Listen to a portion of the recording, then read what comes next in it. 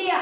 His full name was Abiul Ulkir Jainuluddin Abdul Kalam. Dr. APJ Abdul Kalam was born on 15th October 1931 in Rameshwaram, Tamil Nadu. His father's name was Jainuluddin and mother's name was Ashiamma.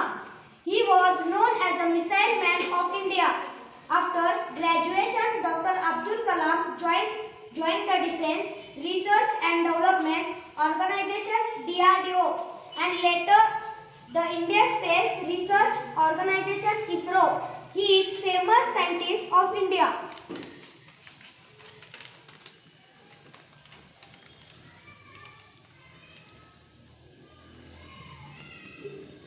नमस्कार.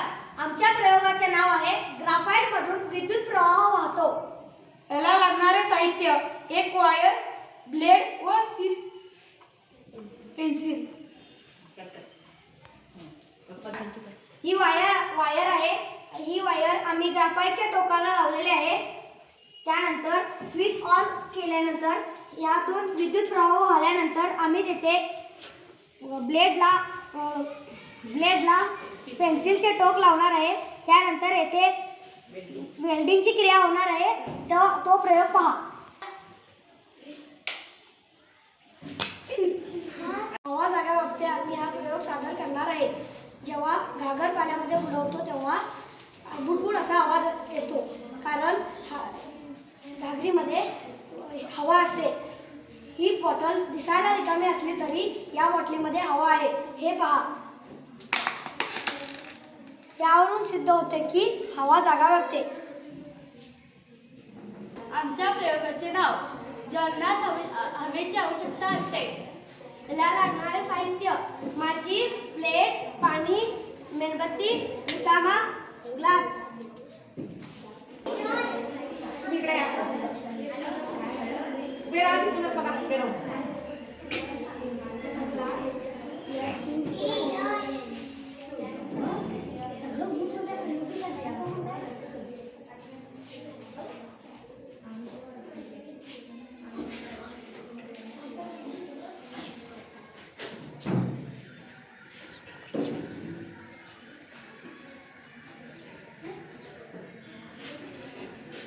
माझ्या प्रयोगाचे नाव आहे आम्ल व अल्कलीचे रासायनिक प्रयोग. याला लागणारे साहित्य हळद व लिंबाचे पाणी. हे हळद ह्याच्यामध्ये घालावे.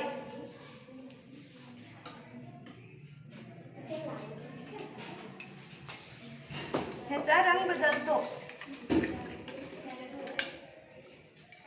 हे पहा. त्याचे नाव आहे आम्ल व पाण्याची रासायनिक क्रिया. साहित्य फुगा, इनो, बॉटलीमध्ये पाणी. साहित्य फुगा, इनो, बॉटलीमध्ये पाणी.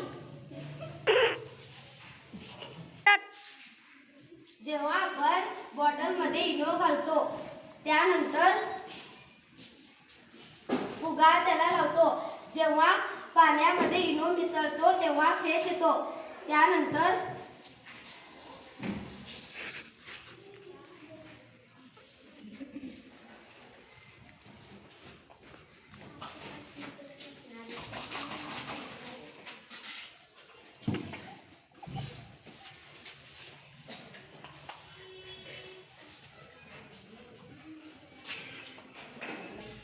जसा जसा फेस वरती येतो तसा तसा फुगा फुटतो.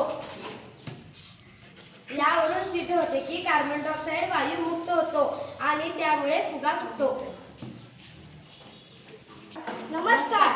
आमच्या या प्रयोगाचे नाव आहे विद्युत परिणाम. चुंबकीय विद्युत परिणामाने आम्ही येथे एक सायरन तयार केलेला आहे. लागणारे साहित्य पाणी, वायर, पुठ्ठा व नट बोल्ट.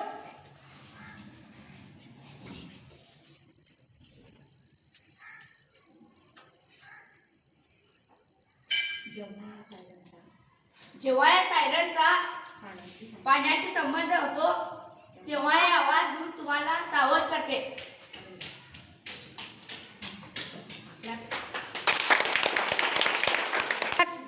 नमस्कार. आमच्या प्रयोगाचे नाव आहे पाण्याचे शुद्धीकरण निवडणे प्रक्रिया. अशुद्ध पाणी आम्ही निवडणे प्रक्रियावरून शुद्ध करू शकतो. लागणारे साहित्य: अशुद्ध पाणी आम्ही ग्लासमध्ये ओतत आहोत.